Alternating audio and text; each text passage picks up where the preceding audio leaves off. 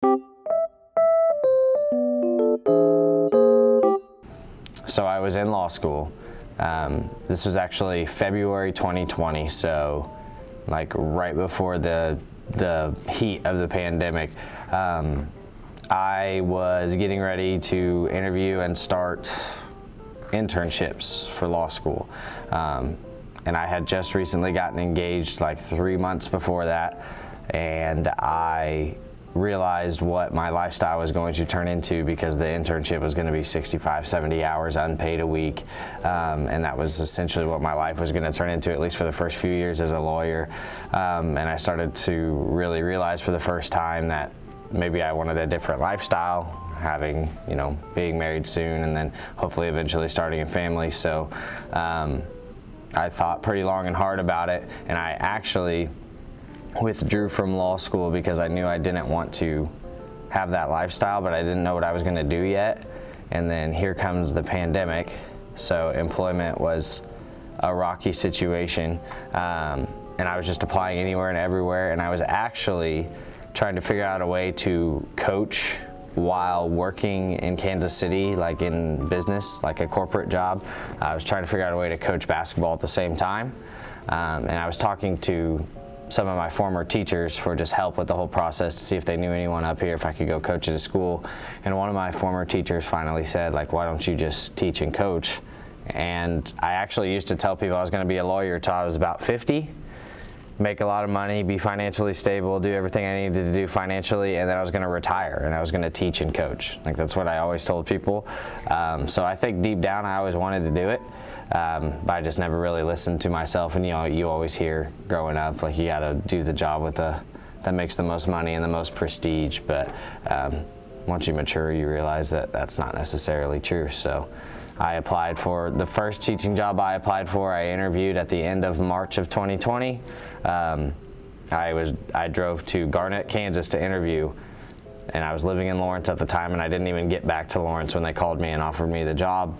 And I had another interview that day for a non-teaching position, and I canceled that and accepted the teaching position, and then here we are. I'm pretty organized, and so I kind of, like I said, come in with what I think I want to do, but it also kind of follows where the kids are. If suddenly there's an interest in something that I've mentioned, I mean, sometimes we go that way, and so it's pretty free. I definitely have, especially in like my biology class, I have certain standards and things I'm supposed to hit, but within my style, it's just kind of, it's go with the flow very much. I don't like the word lecture. I want it to be more discussion. Sometimes it's lecture just because I don't get any interaction, but usually as we get going, it becomes more discussion based, and I really like that. And I want to learn with you. I don't know everything. I'm not the end all know all of everything.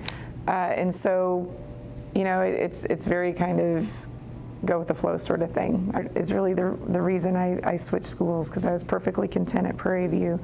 Is that one time a day that I see my kids walk down the hall, and like I position myself like I'm figuring their schedules out already.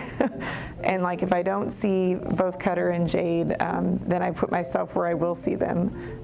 So I'll wander over to maybe Schmidt's Advisory. That's where Cutter is in the afternoon. If I don't see him all day, then I have to see him. Like, that's why I'm here. And then my littlest one, he's at Sunflower.